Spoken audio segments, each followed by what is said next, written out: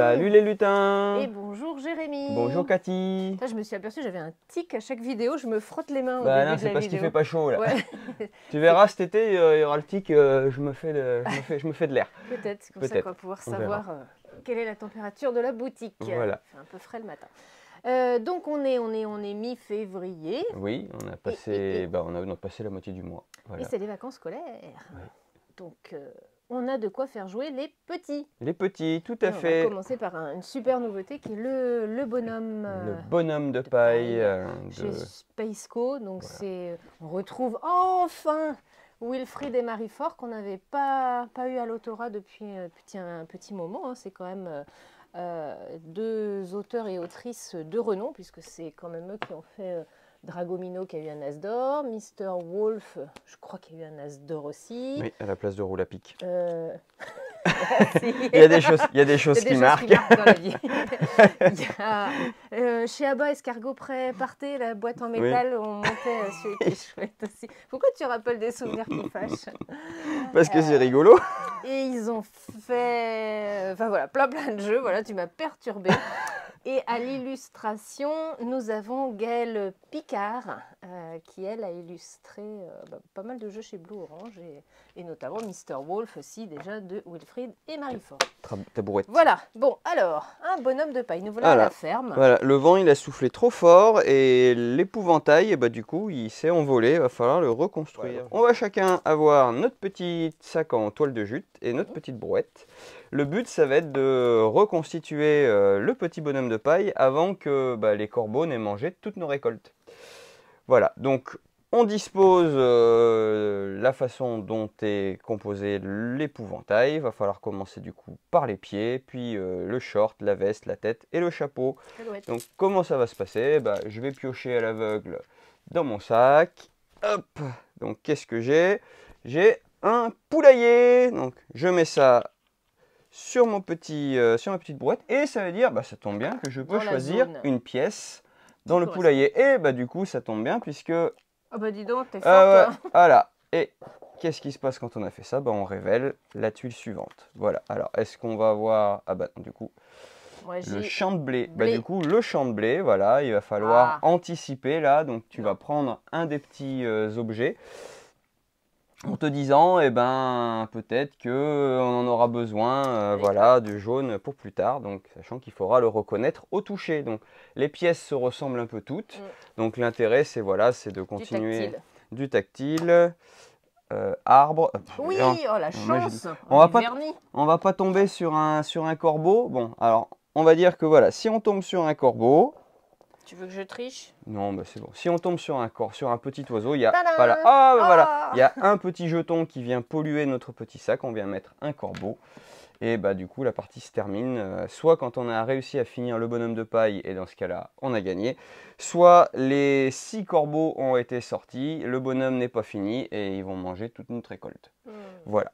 Donc vraiment, voilà, travailler le tactile, un peu l'anticipation sur tiens, il va falloir que je prenne certains trucs, certaines pièces et essayer de les reconnaître. Donc bien penser aux pièces, à prendre des pièces différentes, etc. Alors là, c'est le niveau médian. Sur le niveau facile, on peut mettre toutes les pièces visibles, histoire que les enfants ils choisissent directement les bonnes pièces et c'est un petit peu plus facile. Voilà, c'est très chouette. Il y a du beau matériel. Oui, c'est très bien pensé, fabriqué, une direction éditoriale qui est nickel.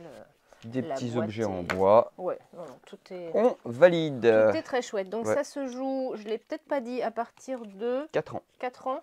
Et c'est du 2-4 joueurs, j'imagine. 2-4 joueurs. J'ai pas regardé non plus. Tu l'as peut-être dit et j'ai pas écouté. Non. Ok. Donc ça, c'est la jolie sortie de ce début d'année pour semaine. Notamment déjà les vacances scolaires. On rangera après. Voilà. Allez, on va revenir dans les fausses nouveautés. Les vraies fausses nouveautés. Le retour de Takenoko. Donc ça, c'est un jeu qui était sorti 2011. As d'or 2012. Antoine Boza à l'autorat. Et aux illustrations, ils sont 3, Nicolas Fructus, Pixel et Io. on prend les mêmes et on revisite, recommence. Voilà, ils ont revisité les règles, sont un petit peu plus accessibles. La boîte a un petit peu minci. Ouais. Voilà, et ils ont mis des inserts un petit peu plus écologiques. D'ailleurs, à ce propos, on salue le courage de Bombix et Matago qui ont mis des inserts en bambou dans une boîte où il y a un panda. Voilà. Si vous achetez une boîte vide à l'arrivée, c'est que le panda a mangé tout le bambou des inserts.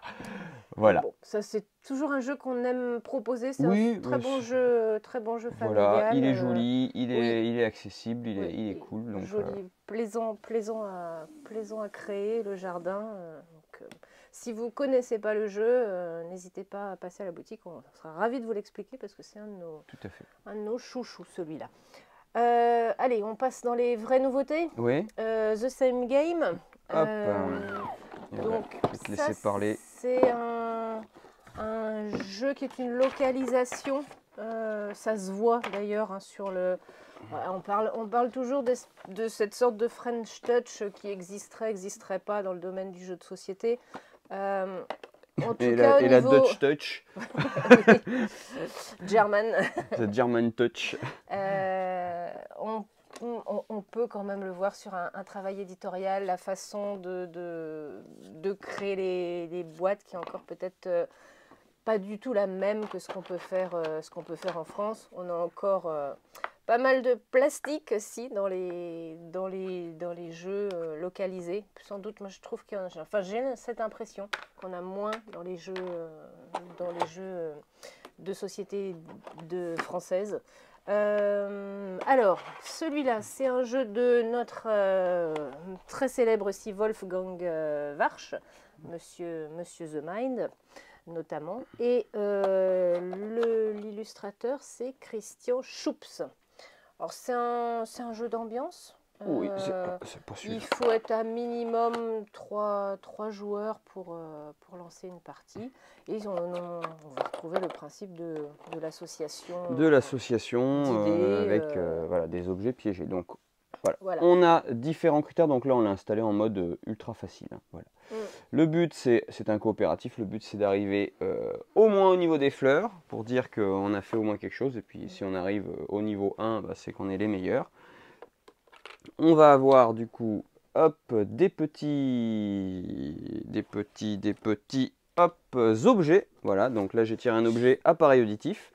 Et il va falloir que les autres arrivent à trouver le critère piégé, puisque au début de mon tour, je vais piocher un petit numéro. Ça va être le critère piégé, donc que les gens ne vont pas devoir trouver. Voilà, donc là on va dire que le critère piégé c'est le 4, je le pose ici, comme au Bonto, je cache tous mes petits critères sous des...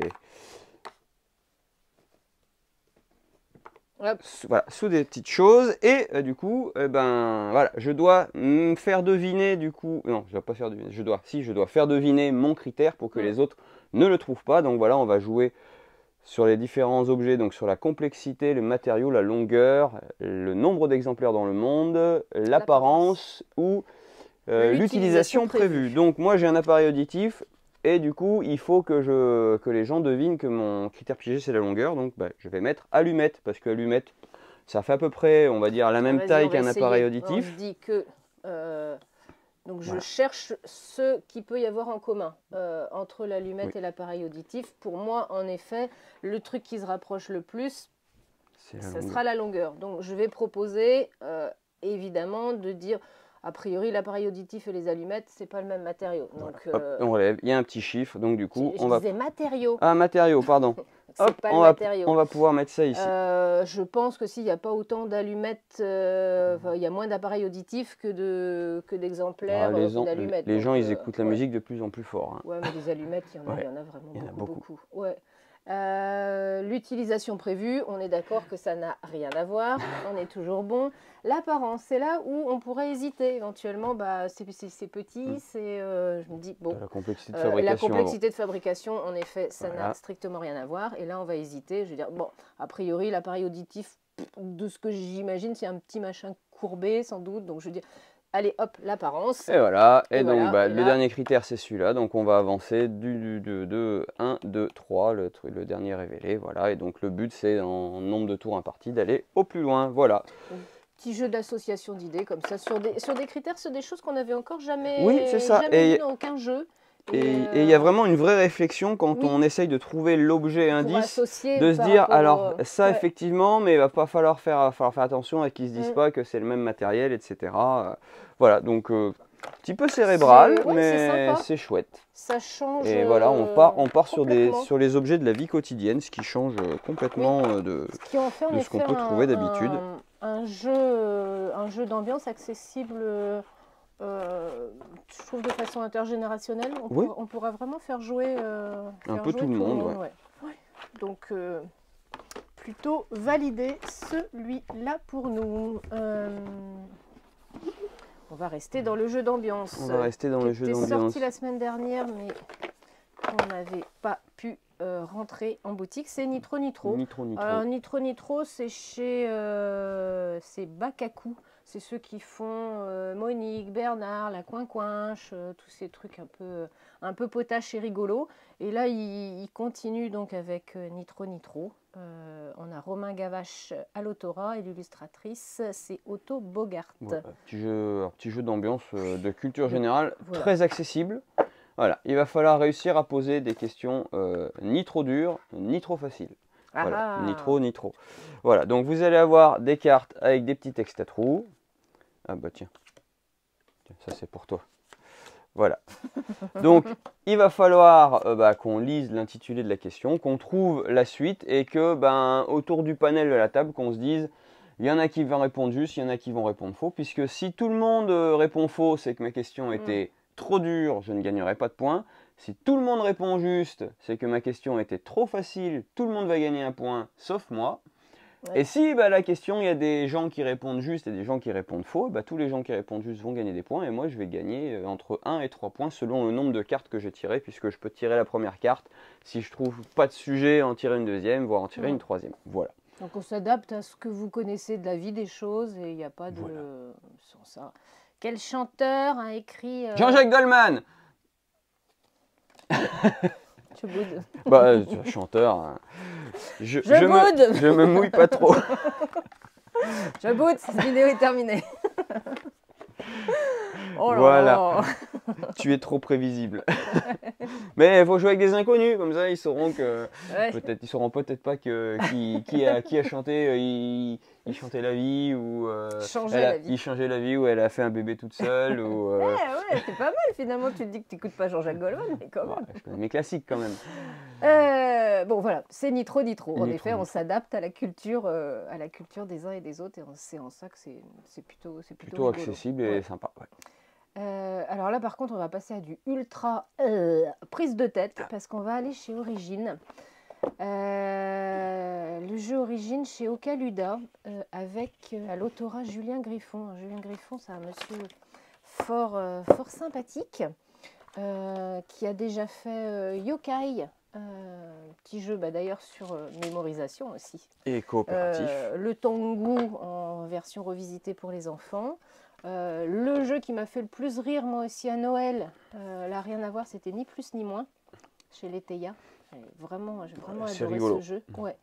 Et il lance un Kickstarter là aussi, sur son jeu de dessin Street of Tokyo, dont on pourra reparler à l'occasion. Donc là, j'ai oublié de citer l'illustratrice, c'est Lisa Bertrand. Je n'ai pas trouvé d'informations sur elle. Donc je sais pas ce qu'elle a pu faire d'autre ou pas, ou si c'est son premier jeu illustré. Et ben là, c'est un sacré jeu de mémorisation. C'est ça, mémorisation, communication non verbale, logique, déduction. Déduction logique, tout à fait, puisque voilà, on va devoir... comment tu vas l'expliquer? On va devoir construire un monde, voilà, et il va falloir que ce monde soit cohérent. Donc, le petit pense-bête est là, tout le monde en a un, donc il faut qu'il y ait au moins... qu'il y ait une seule goutte d'eau sur chaque part du gâteau. Oui, on va appeler ça un gâteau. Je vais te dire, ton explication, elle est géniale. Voilà. Et ensuite, on a du minéral, du végétal, des insectes et des animaux. Donc, le minéral doit être posé exactement sur la même iconographie. Donc vous avez la terre craquelée, les cailloux, le sable et la terre. Donc là on a la terre craquelée, donc il faudra le poser ici. Le végétal ne doit pas être relié à l'une des 4 autres Alors, familles. relié, ça veut dire quoi? Relié, ça veut dire que être dans voilà, la zone, être relié par un trait avec cette iconographie. Les insectes doivent être, eux, reliés à une des 4 familles. Et les animaux, c'est les plus relous. Ils doivent être reliés à un élément et ne pas être reliés à l'autre. Alors vous allez me dire, bah, c'est facile, il y a juste à placer les jetons et voilà. Sauf que bah, du coup, à votre tour de jeu, je vais faire facile, hein, vous désignez le jeton que vous voulez poser. Et c'est le joueur qui a joué avant vous qui va essayer de désigner le plateau sur lequel vous allez le poser. Voilà. Je te le mets là. Oui, voilà. Bon, bah, alors ça c'est facile, on est en début de partie. Il faut on va mettre un une lot goutte d'eau par sur chaque plateau. Donc, donc voilà, je vais le poser là. Là où la communication et la déduction arrivent, c'est que si vous voyez que la pièce que vous allez poser ne respecte pas les conditions, vous pouvez choisir de poser une autre pièce. Et là, du coup, vous indiquez aux autres joueurs, cette pièce-là, du coup, j'aurais aimé la mettre là, mais je ne peux pas, ça va me faire perdre des points. Puisque en fin de partie, pour chaque quart de planète, on va vérifier que les conditions soient bien remplies. S'il y a une condition qui n'est pas remplie, on enlève le jeton. Et on ne marquera aucun point pour chaque quart de planète où il manque un ou plusieurs jetons. Super dur. Voilà, donc les points sont inscrits en haut. Voilà, il faut que ça fasse toujours un total de 20. Je peux faire un exemple, par exemple, tout à fait. Sur donc, la goutte d'eau, tu viens la positionner, on va dire, dire ici. J'ai un insecte qui doit être relié à un animal. Moi, j'ai un insecte... qui doit être relié à de l'eau. Bah voilà, c'est encore plus simple. C'est pour ça. Oui. Donc, je me précipite pour lui proposer un insecte. Donc, on sait que les insectes soit peuvent être reliés à goutte d'eau, soit à tortue, soit à un matériau, soit une plante. Voilà, moi j'ai l'insecte qui doit être relié à un animal, donc bah, je vais lui dire là. Et puis, si effectivement elle le valide et qu'elle le pose, bah, juste à côté, c'est que c'était le bon, et donc je peux en éliminer un autre. Voilà. Donc, par déduction, on sait qu'on a déjà celui-là. C'est ça. Enfin, moi je ne sais pas ce qu'il a, mais c'est à deux. Moi j'ai trouvé ça intéressant. Oui. Mais il y a beaucoup de mémorisation, je pense qu'un peu de prise de notes serait pas superflu parce que quand en plus on est un peu dérangé entre guillemets par des gens qui veulent encaisser des choses, on perd vite le fil. Voilà. Non, je crois que je vais me rajouter moi une feuille transparente et puis cocher des choses. Voilà. Mais bon, pour ceux qui ont le cerveau pour ça, en tout cas, et donc il y a des petits effets qui vont venir nous embêter. Et voilà, donc les tuiles sont recto verso. De l'autre côté, on a des tuiles beaucoup plus difficiles parce que avec beaucoup plus de liaisons, donc il y a une belle marge de progression.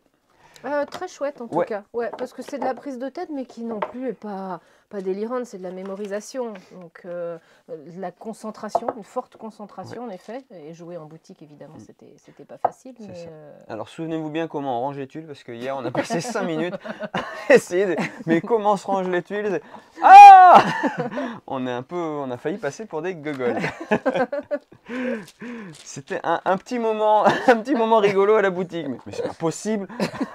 Mais comment c'était rangé? Il nous avait fait fumer du cerveau, Julien, avant, donc, avec son jeu. Voilà. Et ben c'est tout, ou presque, puisque sinon la dernière nouveauté de la semaine dont on voulait vous parler, c'est du jeu de rôle. Donc c'est la version Walking Dead, la série, qui est adaptée en jeu de rôle. Donc Walking Dead, j'ai regardé, 11 saisons. Waouh! Série entre 2010 et 2022. Voilà. C'est 11 saisons et une trentaine de romans graphiques. Oui, c'est ça, je ne savais pas, c'était issu d'une bande dessinée. Je ne savais pas ça. J'apprends des trucs dingues grâce à nos vidéos, je te dis pas. C'est cool, voilà. Donc c'est un univers post-apo dans lequel il y a des zombies. Et puis vous allez essayer de survivre. Et c'est une boîte de démarrage, donc les scénarios sont écrits, vous avez des personnages déjà installés. Je crois que vous avez Carol, Gabriel, Glenn, Michonne de la série TV. Personnage jouable, voilà.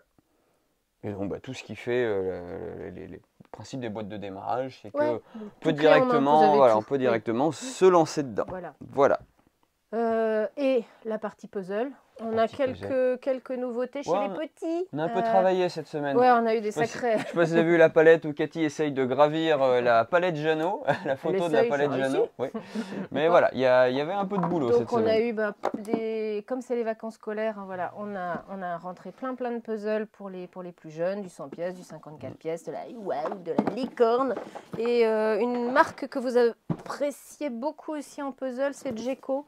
Ils font des 100 pièces, des 350, des 200 et du 500 pour ceux qui ont envie de pas trop non plus passer trop de temps sur un 1000 pièces. Voilà un petit peu. Et chez les petits aussi, il y a des nouveautés chez Geco qui sont les puzzles chercher-trouve. Voilà, les jeux d'observation où une fois que vous avez fait le puzzle sur la frise, vous allez chercher tel et tel élément. Et t'as pas parlé de mon puzzle préféré. Ah oui, je les avais oubliés ceux-là. Ouais. Ouais, ils sont chouettes. Donc là, il y a mamie qui va au marché, mais il y a celui-là qui est quand même très child, les soirées d'hiver, en chaussons devant la cheminée avec le chat et une pâtisserie et une boisson chaude. Ça donne envie de les rejoindre. Ah, c'est vrai, il est beau celui-là. Ouais. L'univers qui transporte. Ah oui, là, celui-là, il nous transporte tout de suite dans un univers très child. Ouais. Et ben voilà, il est 9h57, nous allons ouvrir la boutique. Et on se retrouve en magasin avec plaisir. Et puis la semaine prochaine... T'es toute seule, parce que je suis en vacances, ou pas, d'accord. Et moi, je serai tout seul la semaine d'après. Oui, ça par contre. Parce que Cannes. Ouais.